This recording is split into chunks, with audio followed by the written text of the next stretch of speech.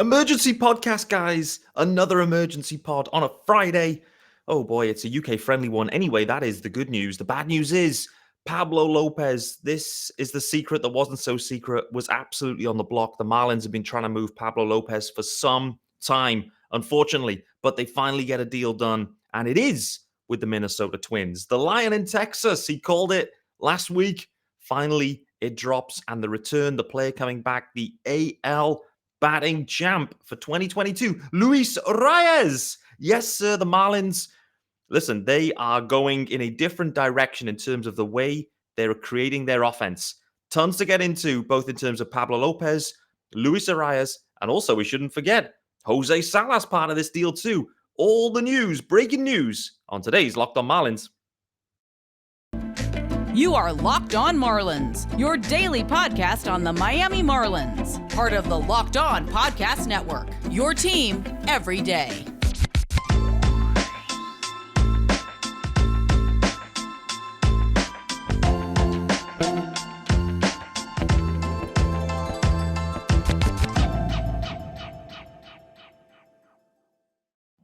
Greetings from England and welcome to Locked On Marlins. This is your daily Marlins podcast. And I am your host, Peter Pratt. Hit me up, of course, on Twitter at Miami Marlins _UK. If you are listening to the pod, hit subscribe. And yes, there is a YouTube channel. Head over there. The YouTube channel, it is well named. You will never guess it. It is called Locked On Marlins. And it's just me here, emergency solo pod. There may even be a double episode today. But I wanted to just hop on, give my very immediate reaction. Immediate reaction on this one. The news starts to break. And you see Pablo Lopez going, Luis Arraez coming back, plus prospects going from the Marlins. You're like, oh boy, he's starting to get nervous in this one. But the deal appears to be done. Let's start with from a Marlins perspective anyway. Pablo Lopez is the headline piece going across to Minnesota in this one. Pablo Lopez, 2 years of control, career year, I would say, in 2022. And Pablo Lopez, he unfortunately with this one, it's just the 2 years of control. It just meant that the Marlins were looking to move him. He's starting to get more expensive. And it was just clear that the Marlins were looking to move Pablo for some time. They were looking to move him at the deadline. The deal couldn't be done. They've been shopping him all through this offseason. And finally, they get a deal done. It's sad, extremely sad. And I don't want to have a sad podcast. But listen, Pablo Lopez is a top-notch dude. Absolutely stellar guy. And that means it hurts. It hurts to us as fans, just the type of guy he is. As you know, I was on the Marlins media circuit, so to speak, in 2020 when the Zoom calls were happening daily. Got to hear from Pablo, every couple of days. Just an absolute gent, wonderful human being. We all saw it too, right, on these broadcasts. That when he joined the broadcast, just lights everything up. Top guy. Away from the personality side, which is A+, we have to call it out as well. He's been an absolute stud for the Marlins. He really has. He's really just continued to improve year on year. Very much like Sandy, the way that they just continue to keep improving these guys. Pablo Lopez, career year in 22, no doubt. And he'll be sorely missed for many reasons, Pablo Lopez. But unfortunately, the way things were at right now, the Marlins have too many arms, not enough sticks. You got to get some sticks. You're going to give some arms. Pablo Lopez, whilst he is the number 2, rightly so, he is a 2. And that's the other thing I wanted to call out. Other fan bases talking, hey, Pablo Lopez, he's a 4, he's a 5. Guys, you don't know what you're talking about. You know absolutely nothing about Pablo Lopez. Pablito is a 2 on some teams, and he is a 1 on many. I'm telling you right now, he absolutely is. I was listening to the Locked On Cardinals pod earlier on. He admitted it too, JD, saying that Pablo Lopez could be, if you look at the numbers, he could be the ace for the Cardinals right now. And that is the case with Pablo Lopez. He is an ace on many teams. Sean Barrett called it a few months back on this show. So with that being said, it's hard to move these quality arms. But it was clear that the Marlins weren't going to extend Pablo Lopez beyond his arbitration years. That was the sense we were getting as we headed into the 22 season. As we know, the arbitration process, they went to arbitration hearing with Pablo. It was in the middle of the year because of the lockout delayed that. So it was a bit of a funky situation where Pablo had just won pitcher of the month and was then in the arbitration hearing, and the Marlins were basically kind of probably lambasting him for his poor performance in 2020.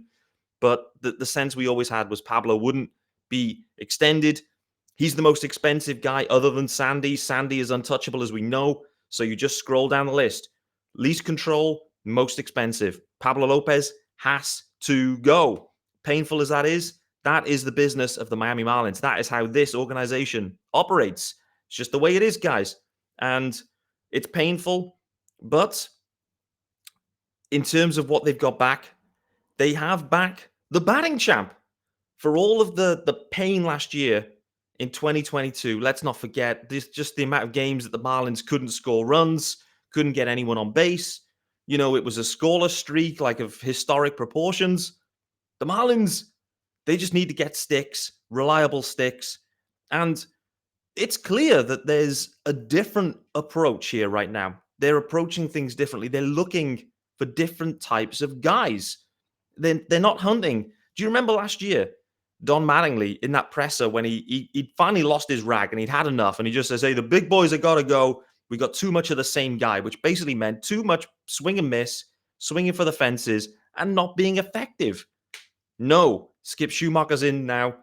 We've already heard it from Skip. I want boring baseball. What does that mean? I just want hits. I want death by 1 million paper cuts. He's looking for paper cuts galore from this offense.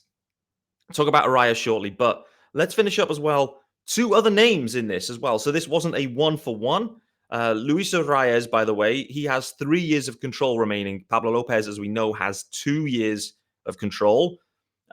Clearly, the Marlins and Twins have been talking about this. It feels for some time. They couldn't quite get a match. They were targeting Arraez, but clearly the Pablo for Arraez in the Twins' eyes didn't align in terms of value. Baseball trade values website, they have it pretty close actually between Pablo and Arraez 1-for-1, but the Marlins needed to sweeten it, and they have. I think they very much sweetened the deal here. Jose Salas going back to the Twins as well, one of the Marlins' top prospects, effectively. So that was, I would say, a bit of a surprise, and then another prospect added to it as well. So the Marlins have absolutely piled in on the prospects here. Let's wait to see. As I'm recording this now, it's kind of breaking as it's happening, but we know who do we know? Yeah, okay. So we've got Byron Churio going back the other way, an outfielder. I don't know anything about him at all. It's the first time I've ever read his name, so I can't give you anything more on that other than the name, and it's Byron Churio. Looks like rookie ball guy, but Jose Salas and Pablo Lopez plus Churio. So 3 guys in this deal from the Marlins going to the Twins for Luis Arraez. Big move, a big blockbuster move. This is the type of deal that will define, in many ways, Kim Ang's year. This will define what those extension talks look like for the Marlins and Kim Ang as we head to the end of 2023.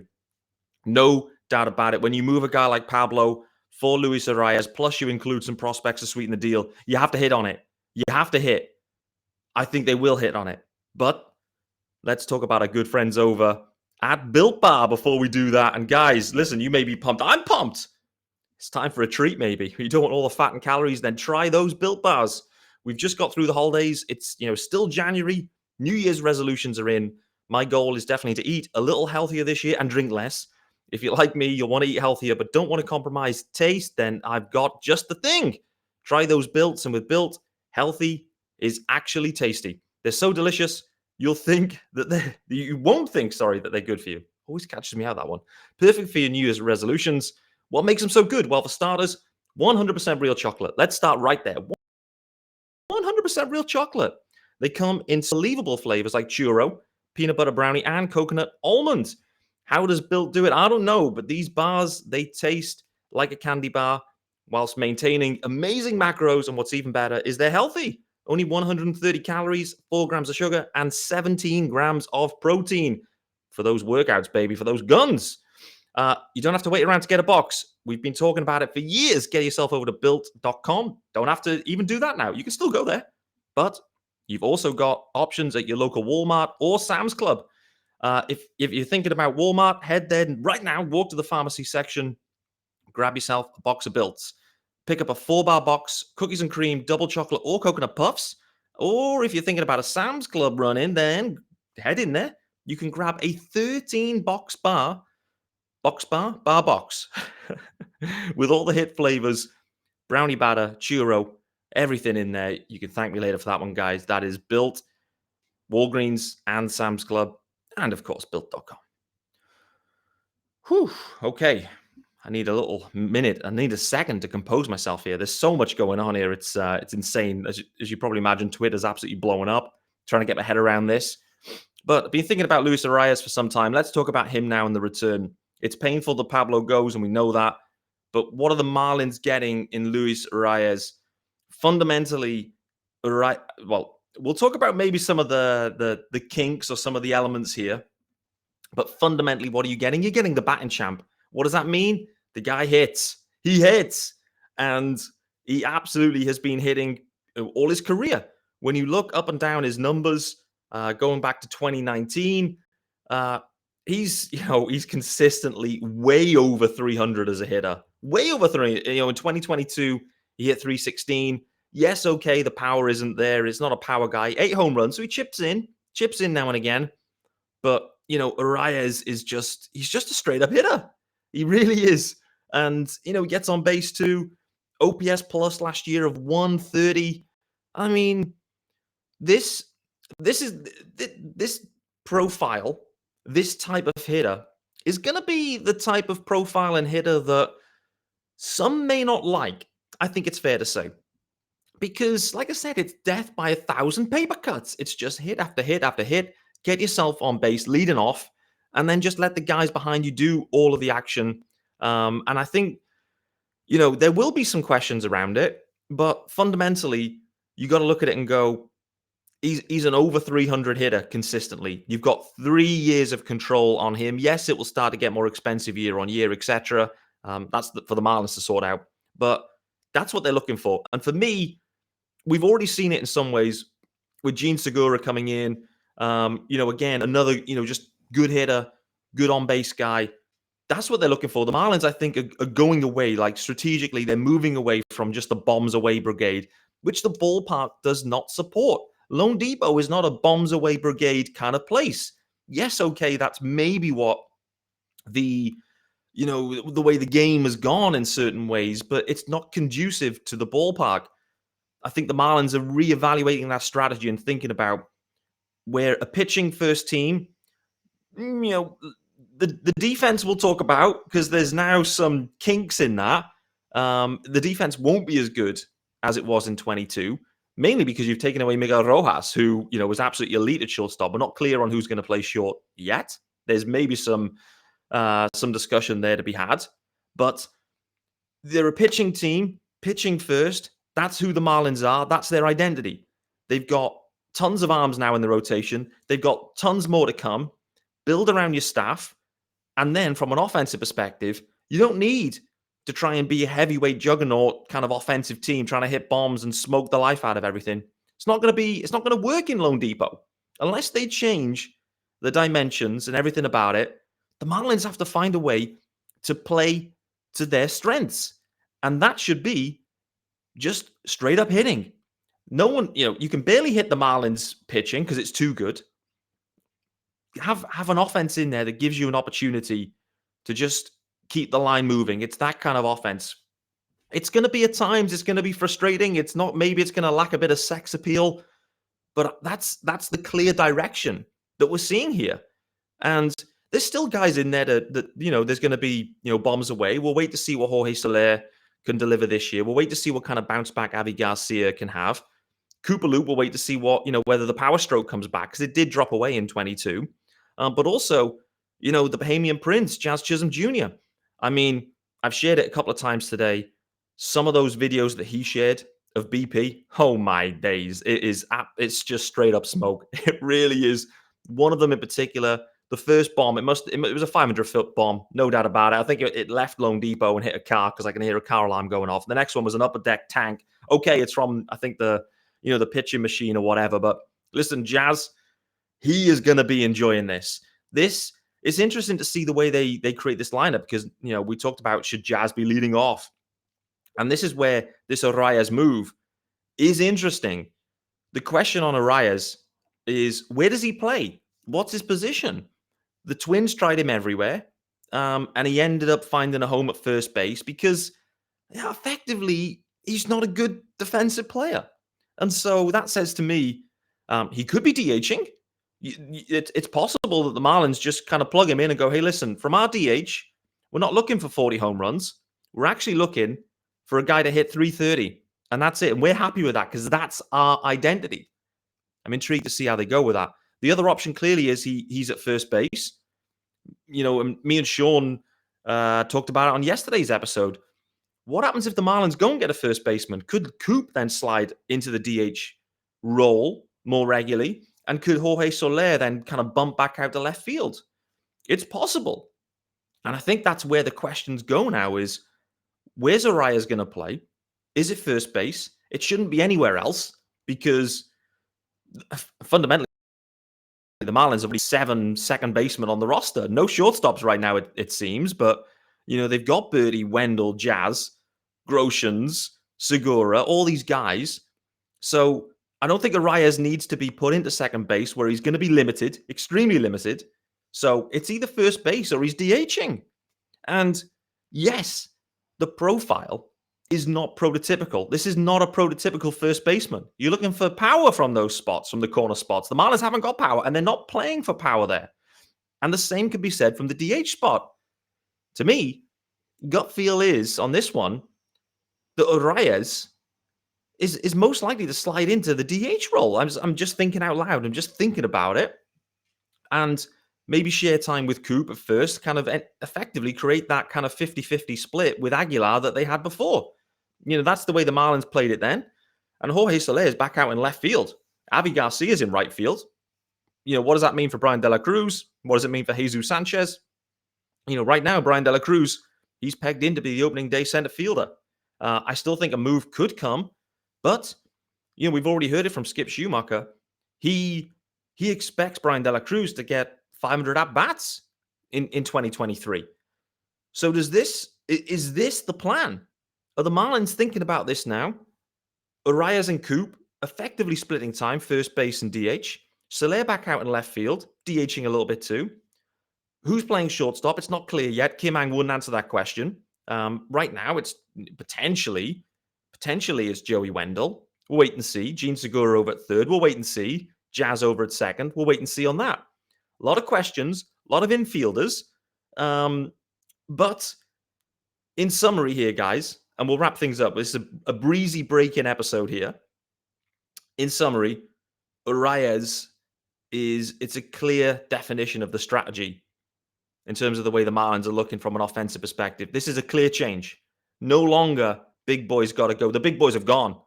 That's the plan here. We're going to be going death by 1,000 paper cuts, play to our strengths, pitching, defense, and just hit after hit after hit and keep the line moving.